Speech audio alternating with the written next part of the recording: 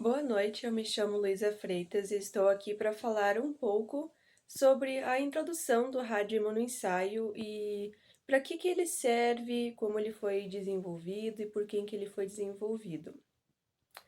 Então, o radioimunoensaio, também conhecido pela sigla RIA, da palavra em inglês Radioimmunoassay, foi desenvolvido por Rosalind Yalow e Solomon Berson em 1960. E apenas 17 anos após o seu desenvolvimento, a Rosalind recebeu o Prêmio Nobel de Fisiologia ou Medicina por conta do desenvolvimento dessa técnica de laboratório, que veio a ser uma técnica muito importante em diversas áreas de atuação na saúde, na biomedicina, na farmacologia, na medicina veterinária, na medicina humana e diversas áreas da saúde, então, utilizam dessa técnica de laboratório tão importante que é o radioimunoensaio. O radioimunoensaio, então, ele é uma técnica de laboratório muito sensível, ainda mais porque ele utiliza de radiação. Radiação que é uma coisa muito perigosa se não utilizada ou descartada, né, todos os aparelhos têm que ser utilizados da maneira correta e tudo aquilo que for para ser descartado tem que ser descartado da maneira correta para evitar qualquer tipo de problemas. Mas isso a gente vai falar mais para frente nas vantagens e desvantagens do radioimunoensaio. Mas enfim, a premissa principal do radioimunoensaio é que ele é capaz de medir a concentração muito baixa de certas substâncias biológicas. Essas substâncias biológicas que podem então ser antígenos, anticorpos, alguma droga específica, uma proteína. E ele vai estar então medindo a concentração dessa substância biológica em uma outra amostra biológica que nós podemos estar utilizando, que pode ser soro, plasma ou urina também. E ele parte da competição entre essas duas substâncias biológicas. Nós vamos fazer uma competição com o princípio de nós vamos pegar uma substância biológica exógena, vamos dizer que a gente quer medir o hormônio T4 e a nossa amostra utilizada vai ser o soro. A gente quer medir a concentração de T4 presente naquele soro.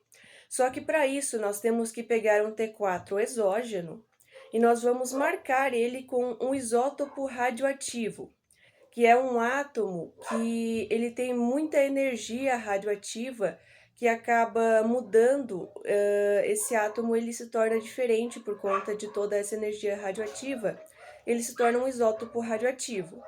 E nós temos como exemplo de isótopo radioativo, que é o iodo 125. Então, vamos marcar esse T4 exógeno com o iodo 125 e ele vai se tornar um radiotraçador, que é aquele substância exógena que nós vamos colocar na nossa amostra. Então, nós vamos pegar o T4 radioativo e colocar na amostra com o T4 comum, que a gente quer medir a concentração. E a gente vai pegar esses dois e colocar num tubo de ensaio junto com um anticorpo específico para o hormônio T4. Por quê? Porque o anticorpo ele tem que se ligar com o T4. Então, tendo o anticorpo específico para o T4 radioativo e a substância biológica que nós estamos utilizando, o soro, com o T4 comum, vamos colocar todos eles num tubo de ensaio, para que então comece a competição que eu havia falado anteriormente. Mas que competição é essa? É uma competição entre o T4 radioativo e o T4 comum, eles vão começar a competir pela quantidade de sítios de ligação desse anticorpo, que é uma quantidade limitada, então não vai dar para todos eles se ligarem com esse sítio de ligação.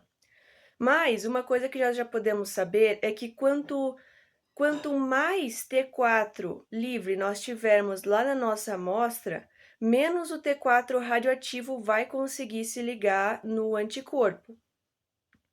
E então nós vamos deixar em incubação esse tubo de ensaio, e após o processo de incubação, nós vamos pegar e nós vamos ter que fazer uma diferenciação. Nós vamos ter que separar os complexos que foram ligados e o que não foi ligado. E nós vamos poder utilizar de algumas técnicas como a cromatografia, que é onde nós utilizamos uma barreira de gel para diferenciar as substâncias, né, daquela parte que foi ligada e da parte que não foi ligada. Mas nós também podemos usar o princípio da precipitação, que é quando colocamos uma substância reagente que vai estar precipitando os complexos que foram ligados. Então, tendo esses complexos que foram ligados precipitados, por exemplo, vamos pegar eles e nós vamos colocar ele num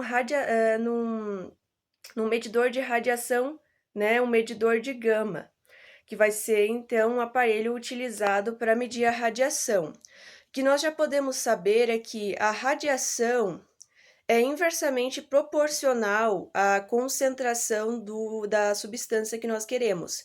Então, quanto maior for a radiação, menor é a concentração de T4.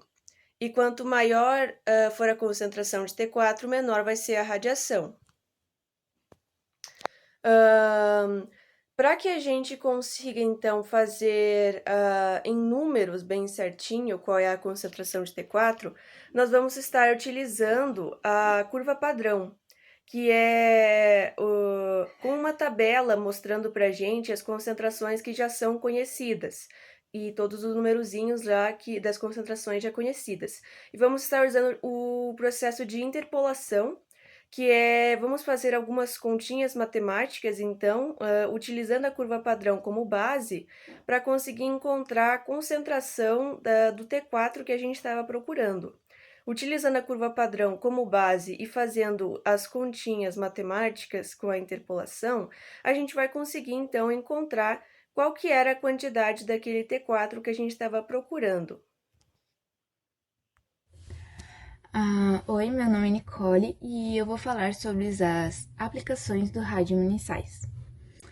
Ele é bastante usado na medicina, na parte do diagnóstico, para medir níveis hormonais, como tiroxina, insulina e cortisol. Ele também é usado no marcadores tumorais, antígenos específicos e monitorar tratamentos hormonais. Também é usado em detecção de drogas, para detectar a presença de drogas no metabolismo no corpo, em doenças infecciosas também, medir a concentração de antígenos ou anticorpos em específicos em infecções. Ele é usado também bastante em pesquisas biomédicas, em estudos endócrinos, né, análises hormonais, e na imunologia, na investigação sobre respostas imunológicas e desenvolvimento de vacinas. Ele também é usado na indústria farmacêutica, no desenvolvimento de medicamentos, né, avaliar a farmacocinética e a farmacodinâmica de novos fármacos, e no controle de qualidade, que é verificar a concentração de ingredientes ativos em formulações farmacêuticas. E daí temos também em outras áreas, que uma delas é na agricultura e veterinária, que é no nosso caso, que é em medir hormônios em animais para estudos de reprodução e crescimento, e também temos em estudos ambientais, que é detectar e medir constantemente biólogos em amostras ambientais. É isso, muito obrigada. Boa noite, meu nome é Maria Fernanda e eu vou falar um pouquinho sobre algumas vantagens e limitações do radioimunoensaio. Algumas vantagens como a rapidez e o armazenamento do material biológico, também a alta sensibilidade, que é capaz de detectar concentrações muito baixas do antígeno ou anticorpo pesquisados, a alta especificidade, que devido ao uso de antígenos e anticorpos específicos, a precisão e acurácia, que nos dá resultados altamente precisos, e algumas limitações, como o uso de radioatividade, que requer manipulação cuidadosa dos materiais radioativos,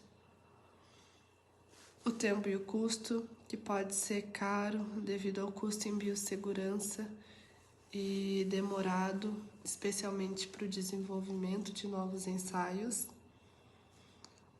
a instabilidade dos raios isótopos quando limitada a duração desses raios, equipamentos especializados que necessita de infraestrutura especializada para medição da radioatividade e também alguns problemas com o descarte de material por ser radioativo.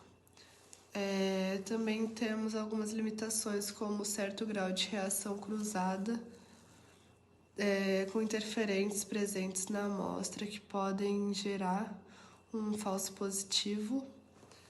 Mas, em resumo, o radioimunoensaio é uma técnica muito importante e poderosa, versátil também, que continua desempenhando um papel crucial em pesquisas biomédicas, na medicina veterinária e em outras áreas, justamente devido à sua alta sensibilidade e especificidade. Enfim, professor Natan, esse foi nosso trabalho sobre radioimunoensaios, feitos pela Luísa, por mim, Maria Fernanda, e pela Nicole. Boa noite.